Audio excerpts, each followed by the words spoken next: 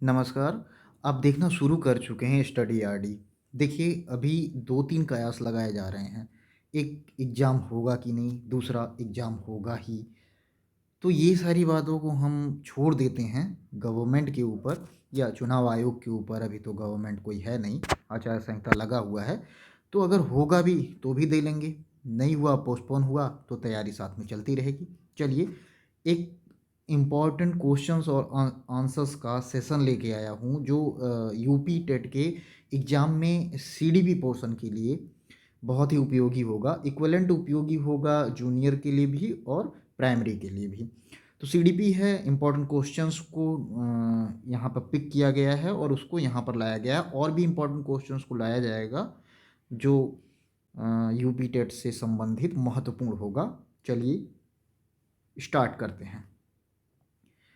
Question number 1 है, भारतीय संविधान के किस अनुच्छेद में 6 से 14 वर्ष आयु वर्ग के बच्चों के लिए निःशुल्क शिक्षा का अधिकार शामिल किया गया है?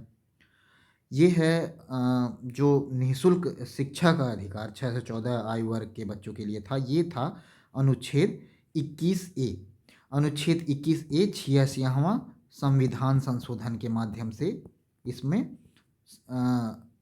अपने कॉन्स्टिट्यूशन में आर्टिकल 21 ए में ये जोड़ा गया कि 6 से 14 आयु वर्ग के बच्चों के लिए निःशुल्क शिक्षा का अधिकार होना चाहिए।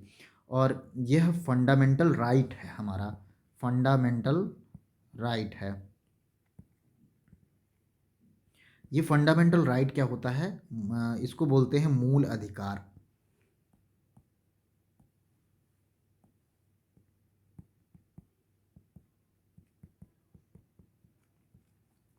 चलिए, तो इस क्वेश्चन से इतनी जानकारी मिलती है। फास्ट थोड़ा सा करेंगे क्योंकि एग्ज़ाम बहुत ही नज़दीक है और अगर एग्ज़ाम को देखते हुए हम करेंगे तो बस रिवीजन कर सकते हैं। और जितने क्वेश्चंस ज़्यादा से ज़्यादा इम्पॉर्टेंट वाले आप रिवीजन कर लेते हैं हमारे साथ, वो ज़्यादा बेनिफिट होगा। चलते हैं नेक्स्ट क्वेश्चन पे। अगला क्वेश्चन है, क्रेशमर ने व्यक्तित्व को निम्न में से किस प्रमुख प्रकार में वर्गीकृत किया है? तो ये आपका ऑप्शन है कृषकाय, यहाँ कृषकाय होगा। कृषकाय, सुडौलकाय, गोलाकाय या फिर उपरोक्त सभी। तो क्रेशमर ने व्यक्तित्व को ये चारों जो तीनों यहाँ पर दिया गया है, इस तीनों को वर्गीकृत किया है, जिसमें कृषकाय और सुडौलकाय और ये गोलकाय है, वैसे गोलाकाय नहीं है, ये गोलकाय है। और एक यानी तीनों को। चलते हैं नेक्स्ट क्वेश्चन पे। नेक्स्ट क्वेश्चन है TAT। ऐसे ये ऐसे लिखा है, ये है वास्तव में ऐसे TAT। निम्न में से किसका मापन है? TAT किसका मापन है? बौद्धिक क्षमता का, अभिक्षमता का, अभिवृत्ति का या मूल्य का? तो इसका सही उत्तर है TAT अभिक्षमता का मापन है। TAT से क्या मापते हैं? अभिक्षमता मापते हैं। ये सारे क्वेश्चन दोस्तों जितने भी हमने लिए हैं बहुत ही इंपॉर्टेंट क्वेश्चंस हैं जो बार बार एग्जाम में पूछे गए हैं। संघनन का सिद्धांत निम्न में से किसकी व्याख्या करता है? क्वेश्चन है संघनन का सिद्धांत। संघनन का सिद्धांत व्याख्या करता है, संघनन का सिद्धांत वैसे स्मृति से संबंधित है। ऑप्शन बी सही है, संघनन का सिद्धांत है स्मृति से संबंधित। चलिए नेक्स्ट क्वेश्चन पर चलते हैं।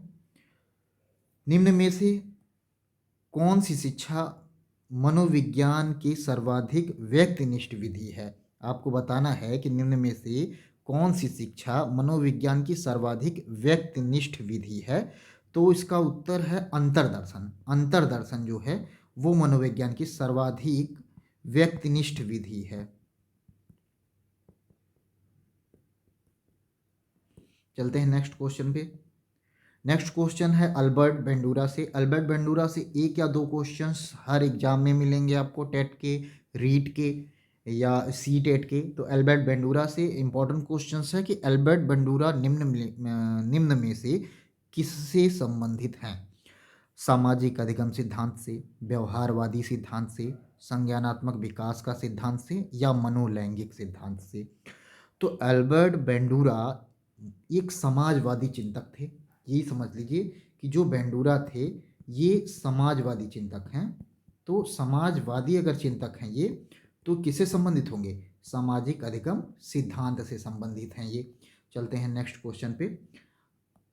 अधिगम वक्र में पठार बनाता है। अधिगम वक्र में पठार, अधिगम वक्र में ऐसे अधिगम का कुछ है। अब पठार का मतलब क्या होता है? पठार का मतलब एक ऐसा तल जो एकदम ऐसे समतल टाइप में हो, कुछ ऐसा होता है पठार। पठार होता कैसे है कि एक समतल टाइप का। और अधिगम वक्र में पठार कैसे बनता है?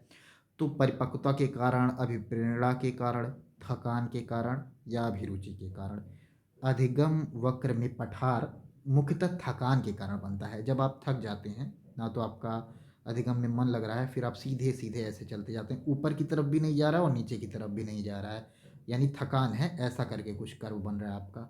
ये चीज़ें आप समझिए कि अधिगम वक्र में पठार थकान के कारण बनता है। चलते हैं नेक्स्ट क्वेश्चन पे।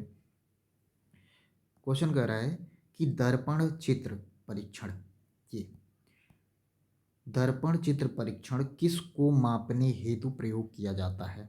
दर्पण चित्र परीक्षण किसको मापने हेतु प्रयोग किया जाता है?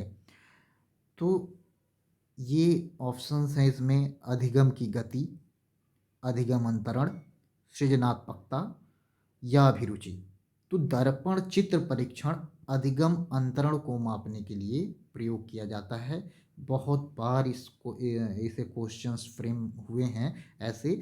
दर्पण चित्र परीक्षण से, बेंडूरा जो अभी हमने ऊपर डिस्कस किया है उससे प्रश्न कई बार आए हैं। तो इन सबको आप बहुत ही ध्यान से, ये रिपीटेड क्वेश्चन है दोस्तों, जो ऐसे क्वेश्चंस जो बार बार पूछे जा रहे हैं, तो आप कभी भी इसको गलत करके नहीं आइएगा। चलिए नेक्स्ट क्वेश्चन पे चलते हैं। नेक्स्ट क्वेश्चन है क्लाउड पिक्चर टेस्ट निम्न में से किसके मापन में प्रयुक्त होता है? क्लाउड पिक्चर टेस्ट किसके मापन में प्रयोग होता है? ऑप्शन दिया हुआ है: बुद्धि, व्यक्तित्व, क्षमता या अभिरुचि। तो क्लाउड पिक्चर टेस्ट व्यक्तित्व के मापन में, ये जो ऑप्शन ए यहाँ पर दिया है, डी वाला यहाँ कर दिया था हमने, आप देख पाएंगे कि व्यक्तित्व के मापन में क्लाउड पिक्चर टेस्ट जो है वो व्यक्तित्व के मापन में, आप यहाँ पर ये जितने भी क्वेश्चंस हैं ये रिपीटेड क्वेश्चंस हैं दोस्तों, ये याद रखिएगा, ये रिपीटेड क्वेश्चंस हम हैं जो बार बार यूपी टेट के एग्जाम में दोहरा दोहरा के पूछे गए हैं, इसीलिए इनको हमने इसमें शामिल किया है। चलते हैं नेक्स्ट क्वेश्चन पे। निम्न में से कौन सा भिन्न है? ये जैसे 4 ऑप्शन दिए हैं जिसमें से 3 ऑप्शंस एक प्रकार का होगा और एक कोई उसमें से भिन्न होगा, आपको बताना है यहाँ पर। तो ऑप्शन है TAT, 16PF, रेवेन का परीक्षण और ड्राए मैन परीक्षण। तो इसमें भिन्न है रेवेन का परीक्षण, ऑप्शन सी रेवेन का परीक्षण। भिन्न क्यों है ये भी समझ लेते हैं। भिन्न इसलिए है ये दोस्तों क्योंकि TAT, 16PF और ड्राई मैन परीक्षण ये व्यक्तित्व परीक्षण है, ये तीनों हैं व्यक्तित्व परीक्षण। और वहीं रेवेन का जो परीक्षण है यह अशाब्दिक परीक्षण है। यह क्या है? अशाब्दिक परीक्षण है। चलते हैं नेक्स्ट क्वेश्चन पर। नेक्स्ट क्वेश्चन है अंतर्दृष्टि के सिद्धांत। यहां पर देखिएगा अंतर्दृष्टि के सिद्धांत का प्रतिपादन किसने किया? अंतर्दृष्टि के सिद्धांत को ही हम क्या कहते हैं? सूझ का सिद्धांत। अब तो आपको समझ में आ गया होगा कि अंतर्दृष्टि का सिद्धांत, सूझ का सिद्धांत, ये इसका प्रतिपादन किसने किया है? तो अंतर्दृष्टि या सूझ का सिद्धांत किया है थॉर्नडाइक ने, गेस्टाल्टवादी मनोवैज्ञानिक ने, हैगार्टी ने या स्किनर ने। तो ऑप्शन यहाँ पर यह है कि अंतर्दृष्टि सूझ के सिद्धांत का प्रतिपादन गेस्टाल्टवादी मनोवैज्ञानिकों ने किया है। और गेस्टाल्टवादी मनोवैज्ञानिक कहाँ के थे? ये जर्मनी के थे, जर्मनी।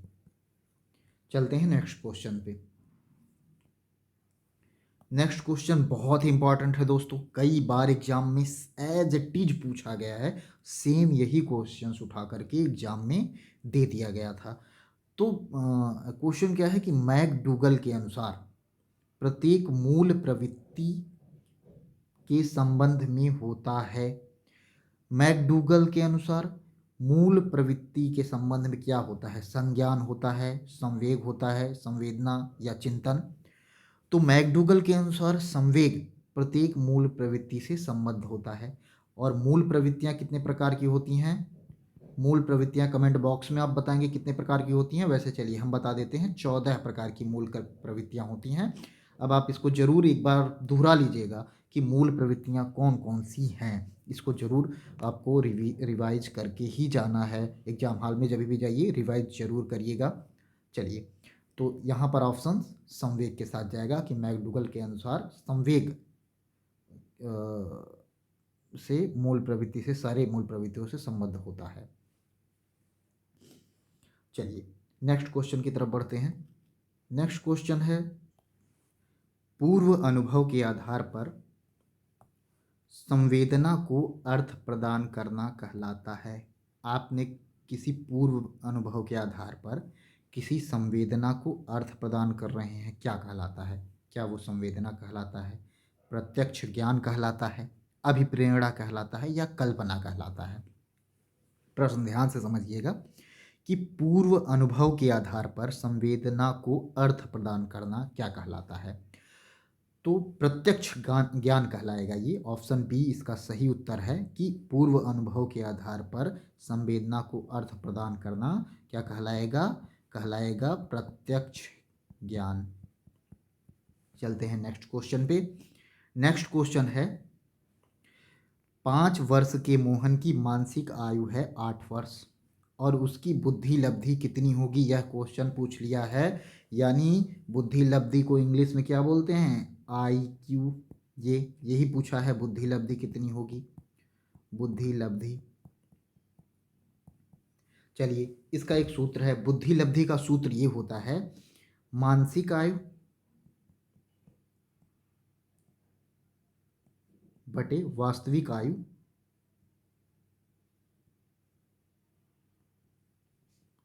और इसमें गुणा कर दिया जाता है 100 का। अब ये सूत्र से आप इसको निकाल सकते हैं कि मोहन कितने वर्ष का है? 5 वर्ष का है, तो वास्तविक आयु कितनी है? 5 वर्ष होगी। और मानसिक आयु मोहन 5 वर्ष का मोहन की मानसिक आयु है 8 वर्ष। अब इसमें 100 का आप गुणा कर दीजिए, 5 20 2 8 जा 160। यहाँ पर ऑप्शन कौन सा सही है? बी वाला ऑप्शन बिल्कुल सही है, 160। अभी हमने इसको निकाल के भी दिखा दिया। अब बस इसको आप एक ही चीज़ याद कर लीजिए कि IQ इक्वल टू होता है, क्या होता है? मानसिक आयु। इसको MA से और इसको वास्तविक आयु VA से इंटू 100। अब यहाँ पर हम बता दे रहे हैं आपको, याद कैसे करेंगे कि हमेशा वास्तविक आयु को V देखिए अंग्रेजी में बाद में आता है, V लेटर अंग्रेजी में बाद में आता है और M लेटर अंग्रेजी में पहले आता है। M फॉर मानसिक, A फॉर आयु। हमें याद रखने के लिए ये थोड़ा सा ट्रिक अपना लेंगे अगर, तो कोई गलत बात नहीं होगी। और यहाँ से ये समझ लीजिएगा कि वास्तविक आयु नीचे होती है, मानसिक आयु ऊपर होती है, और 100 से गुणा कर देते हैं तो निकल जाता है IQ, या इसको बोलते हैं बुद्धि लब्धि। चलिए नेक्स्ट क्वेश्चन पर चलते हैं। नेक्स्ट क्वेश्चन है, कौन सा बुद्धि लब्धि स्तर मंद बुद्धि वाले बच्चों का प्रशिक्षण योग्य बुद्धि लब्धि स्तर कहलाता है? कहने का ये मतलब है कि कौन सा बुद्धि लब्धि स्तर मंद बुद्धि वाले बच्चों का प्रशिक्षण योग्य बुद्धि लब्धि स्तर कहलाता है। ऑप्शन है आपका 70 से 79 या 50 से 59, 36 से 49 या 35 से कम। देखिए यहाँ पर आपका आंसर जो है वो है 36 से 49। इसको बताया टर्मैन ने क्या बोला कि बुद्धि लब्धि की परीक्षण की एक तालिका टर्मैन ने दी थी। देखिए यहाँ पर हम थोड़ा सा आपको बता देते हैं, उन्होंने डिवाइड क्या किया था कि बुद्धि लब्धि को उन्होंने डिवाइड किया, एक तो 130 से अधिक, इसको इन्होंने बोला कि ये प्रतिभाशाली है।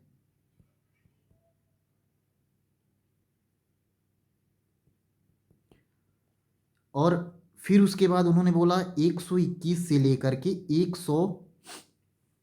30 तक के अगर कोई भी बालक है, 100 जिसकी बुद्धि लब्धि 121 से 130 है, वह प्रखर बुद्धि का होगा। प्रखर बुद्धि का होगा। जिसकी बुद्धि लब्धि है 111 से लेकर के 120 तक, वह तीव्र बुद्धि का होगा। तीव्र बुद्धि का होगा। अगर किसी की बुद्धि लब्धि 90 से लेकर के 110 के बीच में है, तो वह सामान्य बुद्धि का होगा। अगर किसी की बुद्धि लब्धि 81 से 90 के बीच में है, तो वह मंद बुद्धि होगा। अगर किसी की 71 से लेकर के 80 के बीच में है, तो वह अल्प बुद्धि कहलाएगा। अल्प बुद्धि। और 71 से कम जितने भी हैं, 71 माइनस हम लिख दे रहे हैं, वह जड़ बुद्धि है। जड़ बुद्धि है। तो यहाँ पर क्वेश्चंस में पूछ रहा है कि कौन सा बुद्धि लब्धि स्तर मंद बुद्धि वाले बच्चों का प्रशिक्षण योग्य बुद्धि लब्धि स्तर कहलाता है। यानी मंद बुद्धि है वो, तो मंद बुद्धि किस में आ रहा है, यहाँ पर आप देखिए, ये है मंद बुद्धि 81 से 90। लेकिन प्रशिक्षण योग्य वाला अगर आपसे पूछ रहा है तो ऑप्शन नंबर सी सही, यानी 36 से 49 ये प्रशिक्षण योग्य बुद्धि लब्धि स्तर है। तो ऑप्शन नंबर सी सही है यहाँ पर। ये हैं जिसको टर्मैन ने दिया था बुद्धि लब्धि। इसको आप एक बार फिर से दोहरा के जरूर जाइएगा, यहाँ पर भी हमने दोहरा दिया है एक बार, और रिवाइज जरूर कीजिएगा इसको। चलते हैं नेक्स्ट क्वेश्चन पर।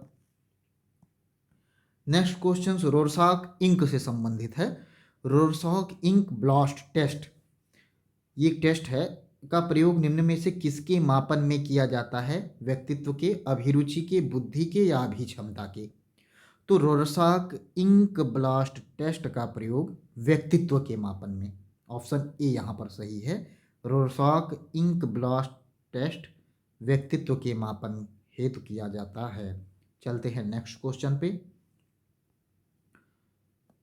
नेक्स्ट क्वेश्चन है, निम्नलिखित में से कौन सा विस्मृत का कारण नहीं है?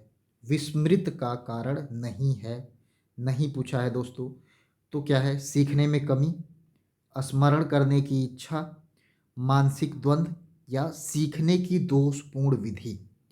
तो ऑप्शन इसमें स्मरण करने की इच्छा, यह विस्मृति का कारण नहीं है। बाकी तीनों विस्मृति के कारण है। मानसिक द्वंद्व, सीखने की दोषपूर्ण विधि या सीखने की कमी, ये सारे क्या है? विस्मृति के कारण हैं। चलते हैं नेक्स्ट क्वेश्चन पे। नेक्स्ट क्वेश्चन है, वह विज्ञान जो संख्यात्मक पद्धति को एकत्र करने, विभाजित करने, प्रस्तुत करने, तुलना करने और व्याख्या करने की विधि से संबंधित है, क्या कहलाता है? सांख्यिकी, गणित, ज्यामिति या संभाव्यता? तो ऑप्शन ए सही है। ऐसा संख्यात्मक पद्धति जो विभाजित करेगा, प्रस्तुत करेगा, तुलना करेगा, व्याख्या करेगा, वह सांख्यिकी से संबंधित है। ऑप्शन नंबर ए सही है। और रिपीटेड क्वेश्चन है, बहुत ही इंपॉर्टेंट क्वेश्चन है, ये भी समझिएगा। चलते हैं नेक्स्ट क्वेश्चन पे। अगला क्वेश्चन है, पिछड़े बच्चों के लिए शैक्षिक लब्धि की अवधारणा किसने दी है? ऑप्शन है आपके गार्डन, सोनल, बटन हॉल या सिरिल बर्ड। यहाँ पर आपको पिछड़े बच्चों की शैक्षिक लब्धि की अवधारणा, तो option number D Cyril bird हैं जिन्होंने पिछड़े बच्चों के लिए शैक्षिक लब्धि की अवधारणा दी थी। और यह अवधारणा 1913 में दिए थे। ये भी याद रखिएगा कि सिरिल बर्ड ने शैक्षिक लब्धि की अवधारणा 1913 में दी थी। ये भी कभी कभी, ऐसा तो नहीं है डायरेक्ट पूछेंगे, लेकिन 1913 में सन कभी पूछा नहीं गया, लेकिन हम याद तो कर ही सकते हैं। चलिए नेक्स्ट क्वेश्चन पे चलते हैं।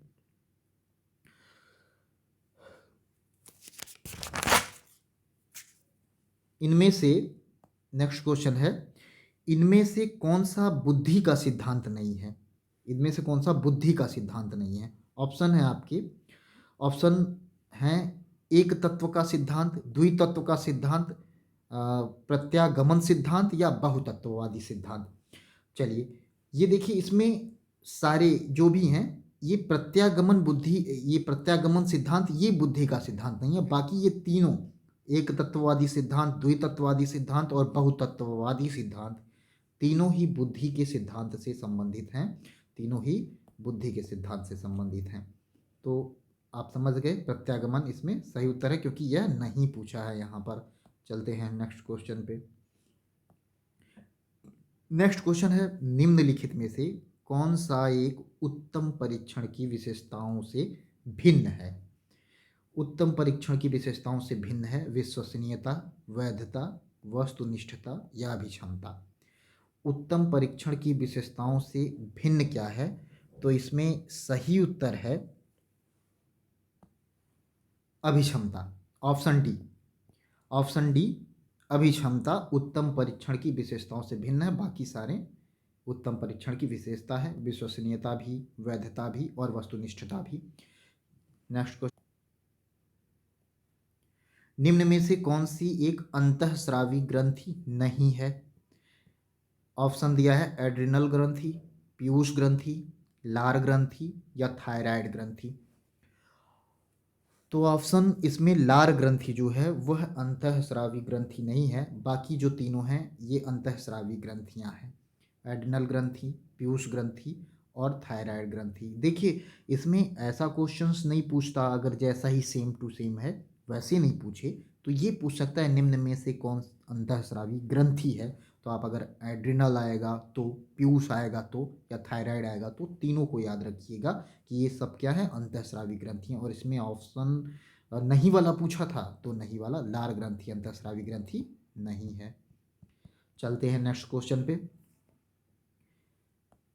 पियाजे के अनुसार संज्ञानात्मक विकास की द्वितीय अवस्था, पियाजे ने संज्ञानात्मक विकास की 4 अवस्थाएं दी थी, उसमें से दूसरी अवस्था कौन सी है वो आपसे पूछ रहा है। ऑप्शन दिया हुआ है ज्ञानेंद्रिय अवस्था, औपचारिक संक्रियात्मक अवस्था, पूर्व संक्रियात्मक अवस्था या मूर्त संक्रियात्मक अवस्था। चलिए यहाँ पर हम पियाजे के चारों अवस्थाओं को, जिन्होंने संज्ञानात्मक विकास की जो चारों अवस्थाएं हैं उसको हम यहाँ पर डिस्कस कर लेते हैं। इसमें से पहली अवस्था जो थी उन्होंने दिया था 0 वर्ष से लेकर 2 वर्ष के बच्चों के लिए, जिसको हिंदी में बोलते हैं संवेदी गामक अवस्था और इंग्लिश में बोलते हैं सेंसरी मोटर। और दूसरी अवस्था जिसको मूर्त संक्रियात्मक अवस्था बोला जाता है, और यह था 2 से 7 वर्ष के बच्चों के लिए। इंग्लिश में इसको प्री ऑपरेशनल बोलते हैं, प्री ऑपरेशनल। और तीसरी अवस्था जो है वो उन्होंने बोला था मूर्त संक्रियात्मक, दूसरी थी। और तीसरी थी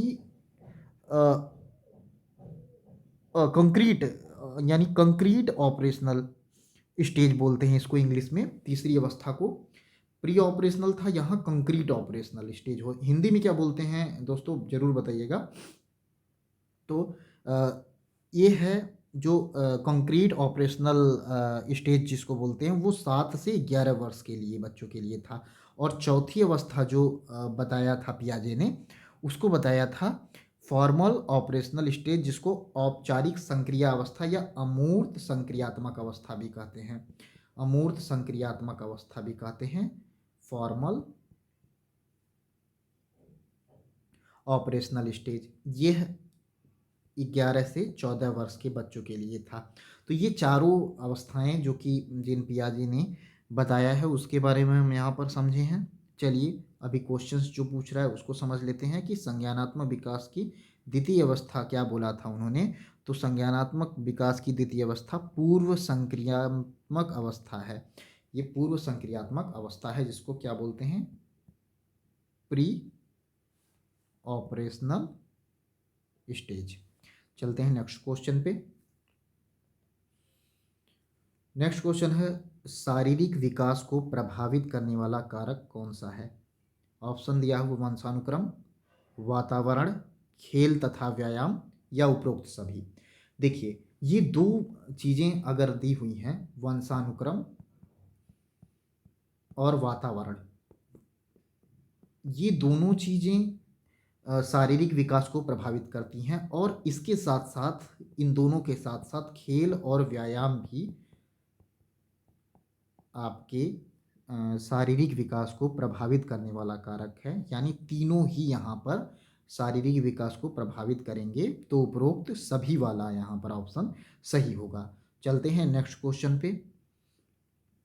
यहाँ पर बुद्धि लब्धि की गणना का सूत्र पूछा गया है। ये क्वेश्चंस में हमने ऑप्शन इसलिए नहीं दिया क्योंकि बस इसमें एक ही चीज़ जो इससे ऊपर के प्रश्न में 5 वर्ष और 8 वर्ष की 5 वर्ष की वास्तविक आयु और 8 वर्ष की मानसिक आयु वाला प्रश्न हमने डिस्कस किया था, उसमें भी हमने बुद्धि लब्धि IQ के बारे में सूत्र बता दिया था आपको। लेकिन यहाँ पर समझिए कि इसका सूत्र क्या होता है, मानसिक आयु बटे वास्तविक आयु गुणे 100। इसको बोलते हैं मानसिक आयु और इसको बोलते हैं वास्तविक आयु। तो ये सूत्र आप जरूर याद करके जाइएगा। एक क्वेश्चंस इससे आना ही आना है, या प्राइमरी लेवल हो चाहे जूनियर का लेवल हो, दोनों में ये क्वेश्चंस बुद्धि लब्धि से जरूर आएगा, यानी 1 नंबर आपका पक्का है इसी से। चलते हैं नेक्स्ट क्वेश्चन पे। चिंतनशील सोच की चर्चा इनमें से किसने की है? चिंतनशील सोच की चर्चा, अब ये ड्यूवी हैं, रास हैं, वुडवर्थ हैं और ड्रेव हैं, लेकिन सही उत्तर है जॉन ड्यूवी। जॉन ड्यूवी से संबंधित है, इनका पूरा नाम था जॉन ड्यूवी। इन्होंने क्या किया है? इन्होंने किया है चिंतनशील सोच। चलते हैं नेक्स्ट क्वेश्चन पे। नेक्स्ट क्वेश्चन है आगमनात्मक तर्क के स्तरों में कौन शामिल नहीं है?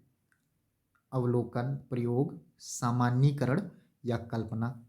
आपको ये बताना है कि आगमनात्मक तर्क के स्तर में कौन शामिल नहीं है। तो आगमनात्मक तर्क में ये तीनों शामिल हैं, अवलोकन भी शामिल है, प्रयोग भी शामिल है और सामान्यीकरण भी शामिल है, लेकिन कल्पना इसमें शामिल नहीं है, यानी ऑप्शन नंबर डी इसका राइट आंसर होगा। चलते हैं नेक्स्ट क्वेश्चन पे। नेक्स्ट क्वेश्चन है सीखी गई बात, यहाँ पर सीखी गई बात होगी, सीखी गई बात को धारण करने और फिर स्मरण करने में असफल होना क्या है? ये आपने आप किसी कोई बात सीख भी लिया और फिर उसको आप रिकॉल नहीं कर पा रहे हो, पुनः स्मरण नहीं कर पा रहे हो, उसको क्या बोलते हैं? तो सिंपल सा है, उसको विस्मरण बोलते हैं। विस्मरण, विस्मृति, विस्मरण यानी याद ना कर पाना, वन वर्ड उसका विस्मरण होता है, किसी चीज़ को याददाश्त में ना रख पाना। चलते हैं नेक्स्ट क्वेश्चन पे। मूल प्रवृत्ति की एक प्रमुख विशेषता है जो पाई जाती है। मूल प्रवृत्ति की विशेषता, क्या मूल प्रवृत्ति की विशेषता केवल मनुष्यों में पाई जाती है, केवल बिल्लियों में पाई जाती है, सभी प्राणी में, यह जन्मजात व प्राकृतिक होती है, या केवल कलाकारों में पाई जाती है? देखिए, टेट का एक सामान्य सा नियम है। नियम सामान्य सा ये है कि इसमें कोई भी वेग कंडीशंस दे, जैसे बहुत ही केवल शब्द आए,